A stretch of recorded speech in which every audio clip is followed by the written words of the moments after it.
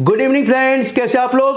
आजकल लगातार आप सुर्खियों में सुन रहे हैं डिजिटल अरेस्ट। आखिर लोग डिजिटल अरेस्ट का लगातार शिकार होते जा रहे हैं। अभी हाल ही में आगरा में आपने देखा कि किस प्रकार से एक सहायक अध्यापक डिजिटल अरेस्ट का शिकार हो गई, यहाँ तक कि हृदयाघात से, हार्ट अटैक से उनकी मृत्यु हो गई।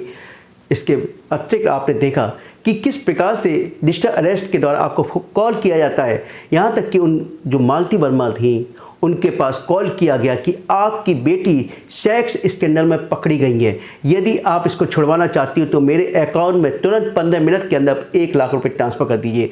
यहाँ तक कि इसके पहले आपने देखा कि किस प्रकार से डिजिटल अरेस्ट के नाम पर, यानी किस प्रकार से आपको कॉल किया जाता है कि आपके बेटे ने रेप किया है, यदि आप इसको छुड़वाना चाहते हो तो तुरंत 15 मिनट के अंदर मेरे अकाउंट में 2 लाख ट्रांसफ़र कर दीजिए। इस प्रकार की घटनाएं लगातार बढ़ती जा रही हैं। आपने देखा इससे पूर्व मेरठ में एक वृद्ध के द्वारा, यानी एक वृद्ध व्यक्ति के द्वारा किस प्रकार से अपने अकाउंट से 1,75,00,000 ट्रांसफ़र किए गए, किस प्रकार से एक लखनऊ के एक बिजनेसमैन के द्वारा और यहाँ तक कि एक बैंक मैनेजर के द्वारा किस प्रकार से 13 लाख रुपये ट्रांसफ़र किए गए।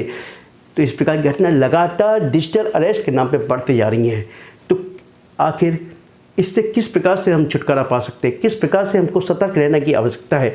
तो सर्वप्रथम याद रखिए, पुलिस कभी भी किसी को डिजिटल अरेस्ट नहीं करती है। याद रखिए, पुलिस कभी भी किसी को डिजिटल अरेस्ट नहीं करती है।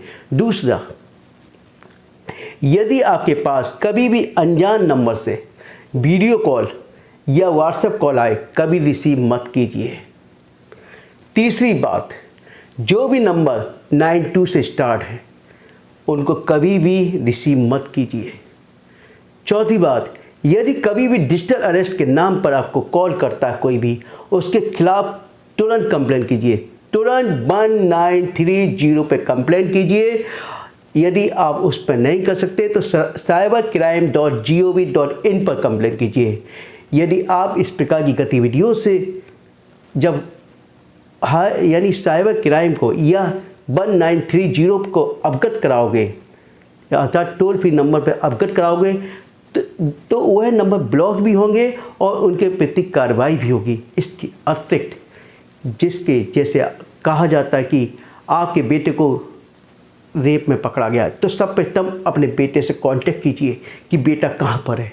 जिस प्रकार से अभी हाल ही में देखा स्वर्गीय मालती वर्मा का हृदयाघात से मृत्यु हो जाना, जबकि उनके बेटे ने अपनी बहन से बात भी की, लेकिन मां को इतना भय हो गया था कि लगातार उनके पास कॉल आ रहा था। लेकिन मां को एक बार थोड़ा अपनी बेटी से बात कर लेती, बेटे की बात पे विश्वास कर लेती। लेकिन मां तो मां ही होती है। मां के पास लगातार इतनी बार फ़ोन आ जाना, मां का घबरा जाना, लेकिन मां एक बार बात कर लेती अपनी बेटी से तो निश्चित रूप से इतनी उनको तसल्ली हो जाती है। तो सर्वप्रथम बात करिए, जिसके संदर्भ में डिजिटल अरेस्ट की बात की जा रही, सर्वप्रथम उससे बात कीजिए।